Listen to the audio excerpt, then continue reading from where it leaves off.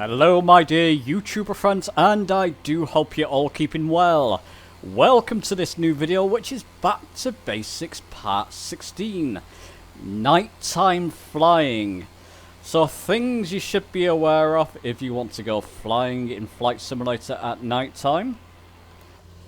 Reliance on things like your autopilot and using a couple of tricks here to line up with runways and goodness knows what, or line up with an approach for runways so you know where you're going, because it's obviously very difficult to see, and one or two other things you should keep in mind if you decide to go flying at nighttime in the simulator. Okay, let's not dilly-dally. Let's get on with this video.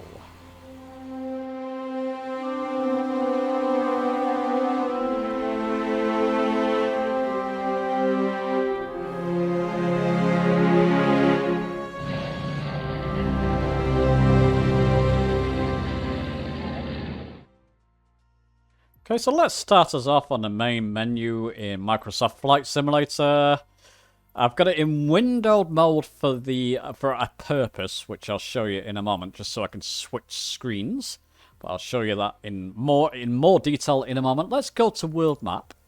Let's set up a simple flight route. I've got the Cessna 172 with the G1000 NXI selected. Over to the London area, of course. I want to get to Biggin Hill, which I believe that's Biggin Hill there. So Biggin Hill, if you need to do a quick search in the box there, just type in EGKB. Gonna set off from runway 03 there, set as departure, zoom out and go over to Heathrow Airport. Gonna line up for an approach, eventual approach to runway 27 right there, set as arrival. It's a bit plain, that flight, isn't it? It's just going to fly, even though we'll be flying at night time. Let me just move my time a bit forward there to about 2200 hours. So as you can see, nice and dark, and the area's lit up around us. Let's add a little bit more into that, though. I've showed this in a different video, which I'll link in the top right. If you go down to here, the More tab, this will work on Xbox and PC. More, and open filters. This menu will pop up here. It's got different options you could turn on and off. Just scroll down to the bottom, navigation, and go to Fix an RNAV Position Report. Turn that on, so left click this right arrow. That's on. You can see a few more dots have popped up. Close that box now, this menu. We're finished with it. And what I want to do, I want to get over to London City. You can see a lot more navigation points have popped into the map.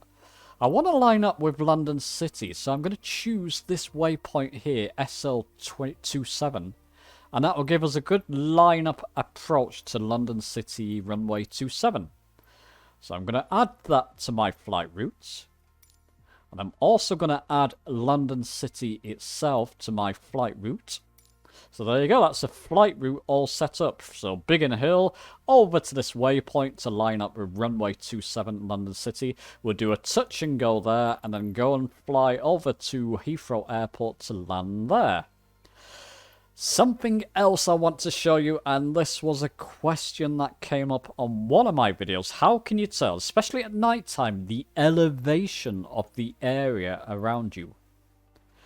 Well, one way you can do this is to go to something like Google, whatever search engine you're using. Type in my case, I'm flying over the UK elevation map. I tried this with the US as well. Various different options came up, but for the UK, the first option, and I'll link this down in the description in case you get something different, is this one here. I'm going to click into it. And as you can see, it gives you an elevation map of the UK with different colours. The colours on the map correspond to the different heights of altitude here. So the blue areas are quite close to sea level. You know, it's just a few metres above sea level. The red areas are way above sea level. depending where you're flying to, it could be up to 1,000 meters there. I think that pertains to this part here. But in the UK, you can get close to 700, 800, 600, 700 meters above sea level. As we're flying over the London area, I'm just going to mouse in towards London. A little bit more, a little bit closer. As you can see, it's mainly blue. So we're flying just below here.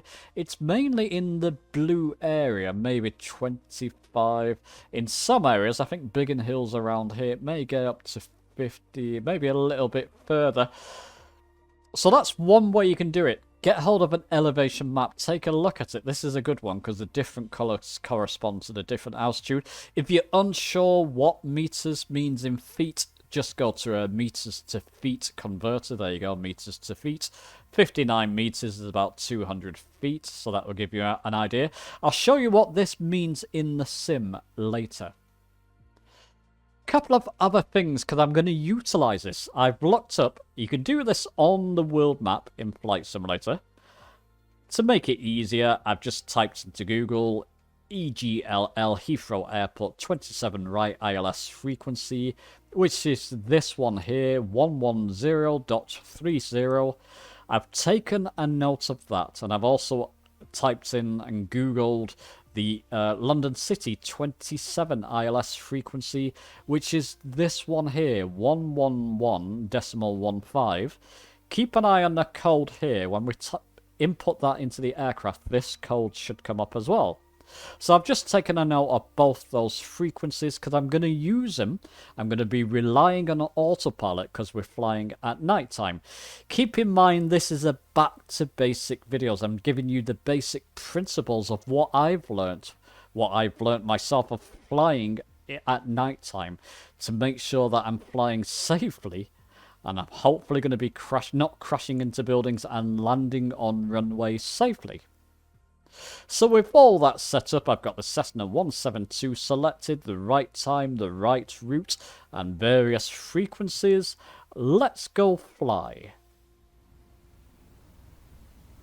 Okay, back in full screen in the simulator, Microsoft Flight Simulator. I'm just going to forward the time a little bit. It's not quite dark enough. I do want it. There we go. That's better.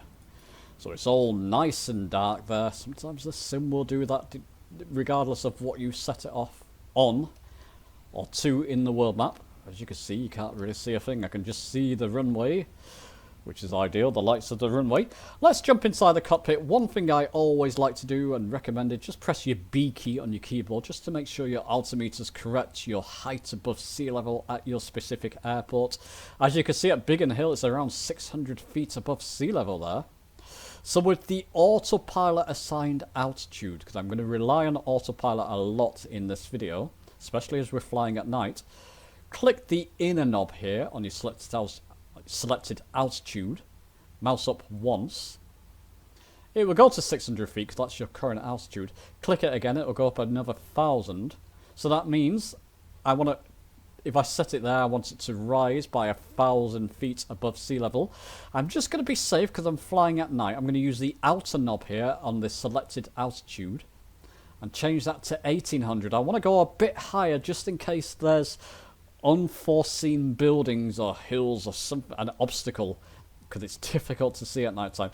So I want to fly at least 1,200 feet in my Cessna 172 above my current altitude. So that's why I've set it to that. Before, I might as well do this on the ground as well. London City ILS for runway 27. I'm going to use my nav knobs here to set my nav 1 or the standby frequency to 111.115.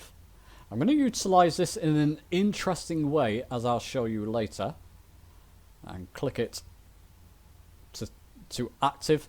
For the keen-eyed of you, the code that we saw on the website before corresponds for runway 27 ILS, so that's all correct. So with that all set up, we have our map route set up on our multifunctional display here on the right, our right G1000 there. Let's throttle up and go for a quick fly towards London City first.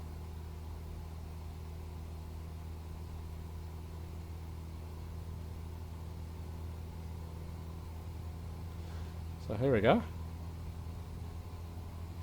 And I'm going to be basically recapping on many of the principles that I've done in my Back to Basics series so far.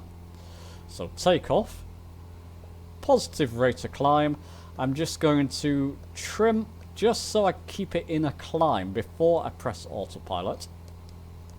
I've got autopilot engaged now, and I'm going to press nav mode as well.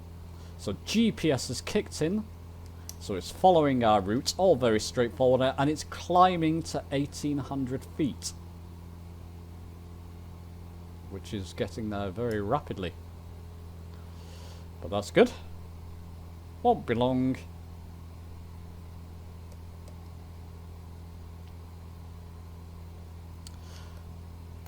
So if we take a look around, as you can see, flying at night time, even though I've got my lights on my aircraft, especially in the Cessna 172, you're not likely to find many of them flying at night.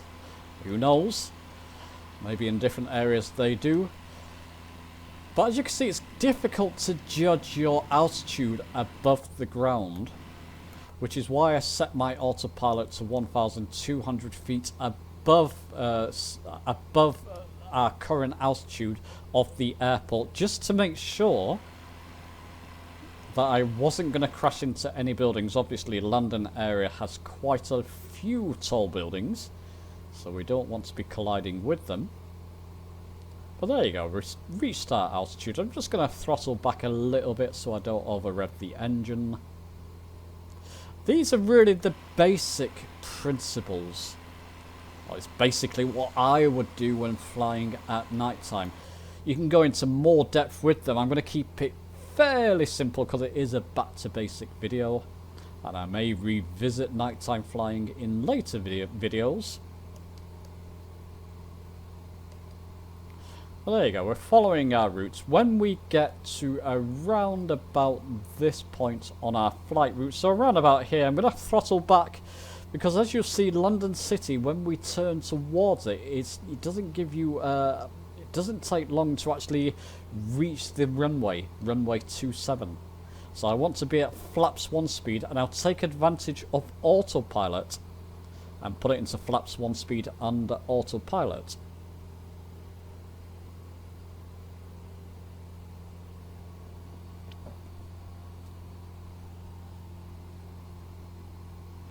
North Europe server, lots of people flying around London, which is great.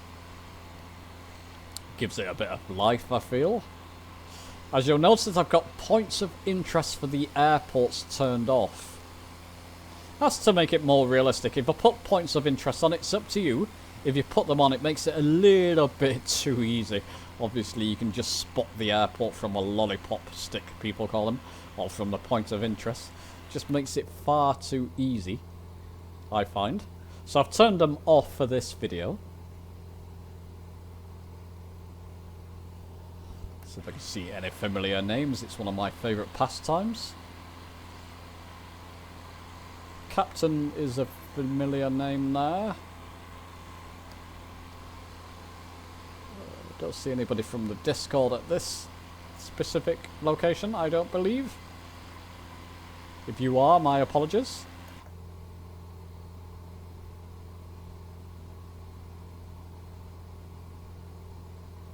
It's flying that dark, what's it called now? Oh, the futuristic aircraft. Anyway, we are coming towards the point where I want to start throttling back a little bit. I'll leave it a bit longer, as the Cessna's never that quick. It's an interesting thing. Let me know down in the comments section, do you enjoy flying at night time?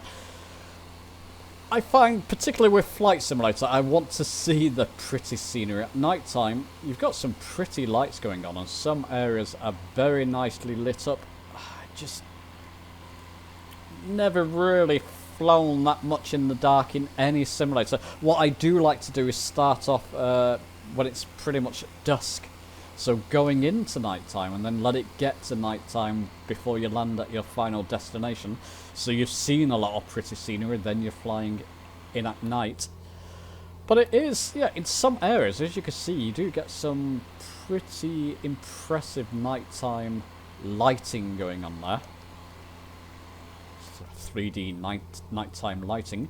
Okay, so we're coming towards our first navigation point now. I'm just going to throttle back a little bit, maybe get down to 2200 RPM or so. And then when we start turning, or just before, I'll aim to get it to flaps 1 speed. So when I take it off autopilot, the aircraft's nicely configured for a landing.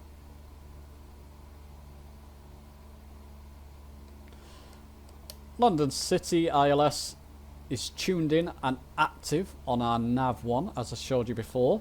Once we get closer, and once we have turned towards it, I'll click over to CDI because I want to get the glide slope indicator. I'm going to follow it down manually.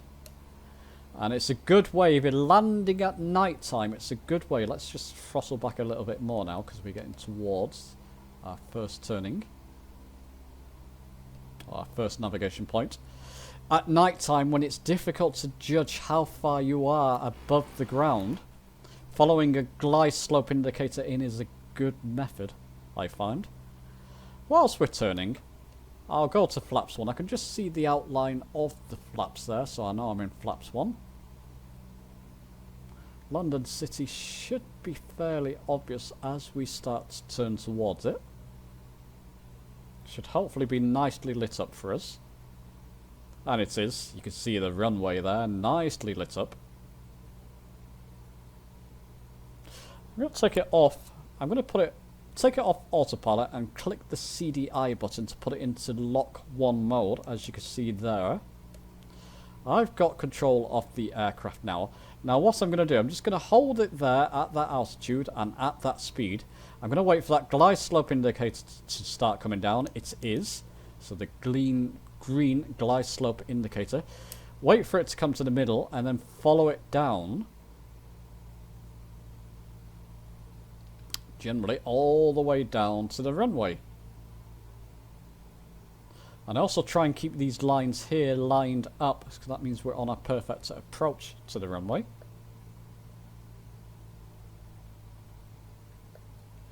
Now let's do a better job here of keeping that green glide slope indicator in the center.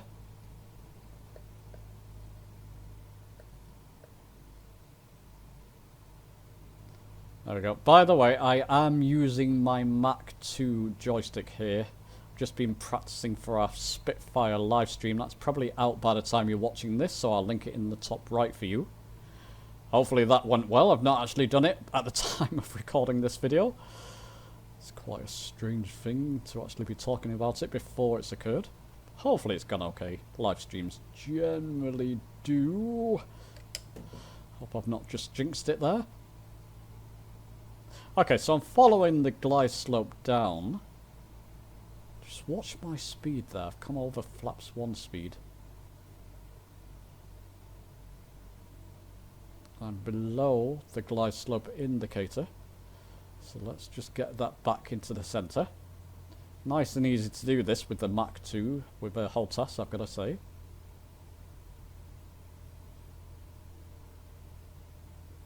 There we go, it's nearish to the center.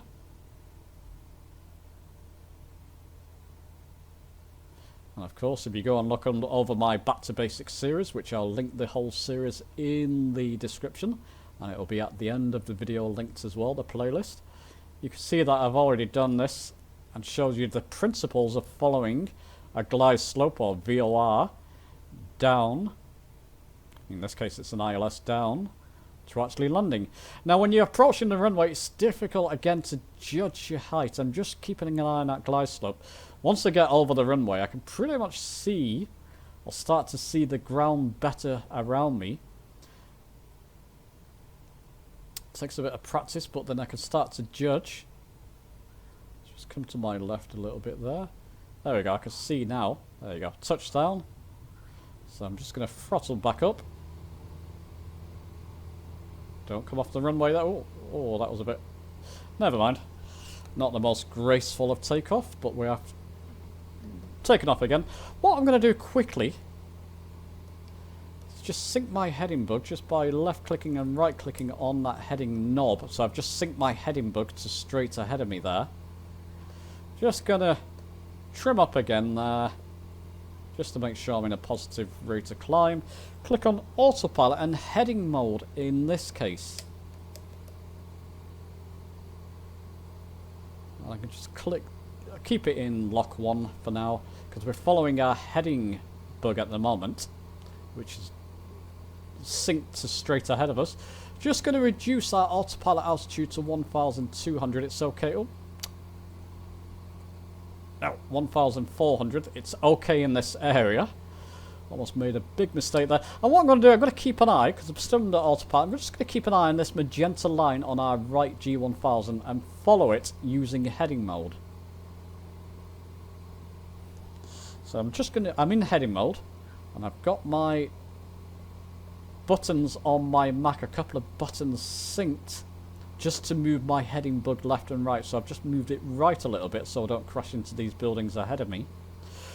Whilst I'm going to do that, I'm going through this fairly quickly. I'm going to tune the standby nav1 into Heathrow runway 27 right frequency. So it's 113, 111, oh, 11030.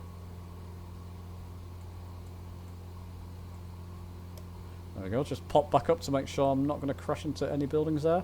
Just reduce my throttle, I was over speeding. That's all set up. I'm going to make that active. 110.30, make it active. Heathrow code has come up there, so we know we're tuned into that. And I'm going to use the same principles here, but I'm going to land a little bit differently, make it a little bit easier on myself. I could have done that at London City, but I'll do it at Heathrow. Just going to bank to my left a little bit using my heading bug. I've just got a couple of buttons synced to my heading bug, so I'll show you that visually. If I move it left or right, you can see it's all synced up. Just moving it left a little bit so I follow this magenta line.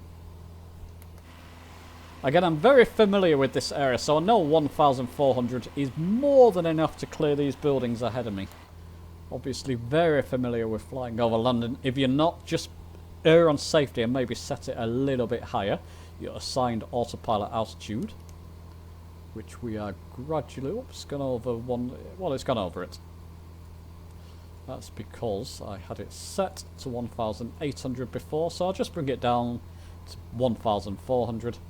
That's fine, it will slowly go back down there and stay at 1,400. If any of this is confusing or too fast with you, I've covered a lot of these basics in other videos. This is more about nighttime flying. The things about heading mode, setting heading mode, or moving your heading bug and following that, manually flying an ILS and following VORs, I've covered them in previous back to basic videos. Go and watch through the series if this is a bit too quick for you. Hopefully I've got slow enough that you can follow, and if you followed the series so far, hopefully this is no problem. Let's just bank to our left a little bit just to get back on that magenta line properly. Actually, we're pretty much on it now, so Heathrow Airport should be just ahead of us. Like I said, I'm going to make life slightly easier for us here. Now, I could bank to my left a little bit to make sure that these lines correspond, link up, so essentially I'll be locked onto a perfect heading for runway 27 right, which is what I've got my nav1 tuned into. So I'm just banking a little left there, hoping this line will soon come in so it will all be one sort of long line, which will mean I'll have the perfect approach. Just get a little bit of drink of water.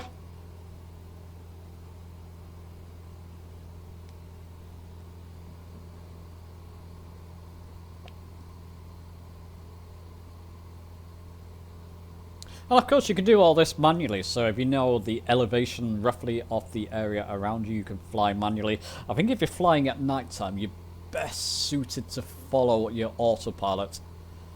Unless it's going to crash it into buildings and take it off, of course. But set safe autopilot altitudes and follow them rather than relying on uncertainty. So if you take your eyes off your instruments, you know your autopilot has it covered because you set your autopilot altitude. Rather than flying manually, and then you look away and suddenly you crashed into something. Just banking a little more left just to line these lines up. I could do this with the OBS knob here, or CDI knob, but I won't. I'll do it the old-fashioned way. Just bank a little bit more left. That green line should start to move in soon. And like I said, I'm going to make this landing a little bit easier on myself. There we go. Line's coming in now, so I'm just banking back to the right in preparation for them to join up. As you can see there, these lines here, let's just get closer to you for you. There we go. And that should stay lined up relatively okay. Bank a little bit to the right just to get it back to the left a little bit now. And before long, there's the runway straight ahead of us, so we know we're lined up nicely there. Before long, we'll get the glide slope indicator moving downwards again. And this time, like I said, we're going to make life easier for ourselves. I know people have been having trouble with ILS approaches and doing a fully automated ILS approach, so hopefully this video will help you some. But go and watch through my Back to Basics series and other videos I've done on ILS approaches. I'm going to say this kind of method seemed more a fail-safe method, where you've got the actual nav frequency dialed in there. Makes it more foolproof.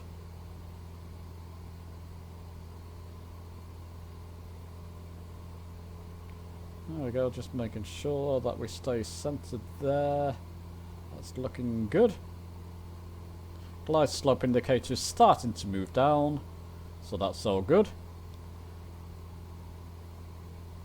Busy Heathrow Airport. Remember, this is the inner scene, inner build Heathrow Airport add-on that I've got installed.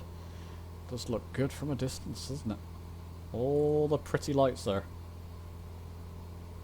Okay, glide slope indicator is moving down, so I'm going to quit chasing this line now. I'm just going to wait for that to get to the center, which it is doing, and then hit approach mode. Take my hands off my controller. The autopilot now will follow the glide slope down and keep us lined up for that runway. And the only thing we need to do really is throttle back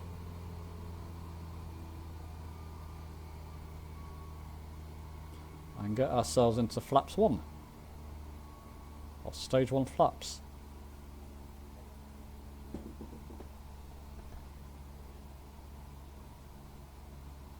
So there we go, the autopilot's following it down. I'm just controlling the speed now, reducing my throttle. Let's reduce it, I'm going to say, to around 1500 because we're descending as well. Or beyond, around 1600 maybe, should get us to flaps 1 speed, which is, again, is the white taper on the speed ribbon here. As you can see, autopilot's taking care of actually lining us up, keeping us lined up with the runway and keeping our glide slope centered. There we go, we're getting down. I can go stage 1 flaps. Just see the outline of the flaps coming down there. Always a good practice to actually take a look outside your window to make sure your flaps have deployed.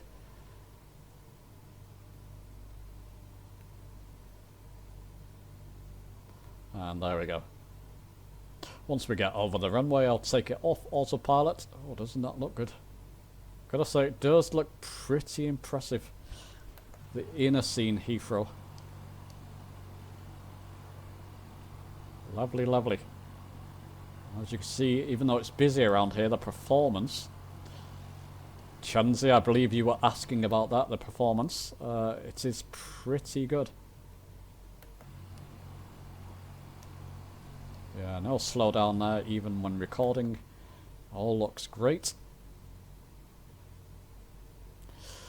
So, yeah, autopilot's still bringing us down. If you wanted to, you could just let it land you, but it will just dump you on the runway. Nighttime flying, I'll take it off autopilot once I'm fully over that runway. Looks like somebody else is coming down just ahead of me there, thank you. And I can see here on this screen that I'm over the runway. Take it off autopilot. And I'll just glide. Bring my throttle back, no my throttle. And just glide over that runway. There we go. Now are you going to... Yeah, rudder's behaving this time, good. Bring my flaps up. Employ a little bit more throttle in there. And take... Come on, rudder. Better. Take the next turn. Let's just slow ourselves down a little bit more there. Can I see better? No, I can see better externally. There we go. Oh, Speedy Gonzales. Let's slow down.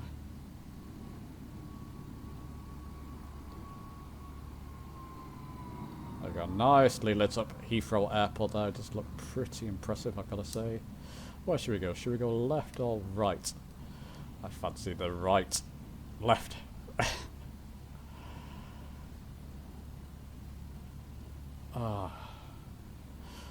You know what? I'm going to break rules. Get off the taxi line and just take a look at some of this inner scene at Heathrow at night time. Just look fantastic, I've got to say. Worthy of exploration. And you know what? As that's empty. Not the best taxi in the world, but there you go.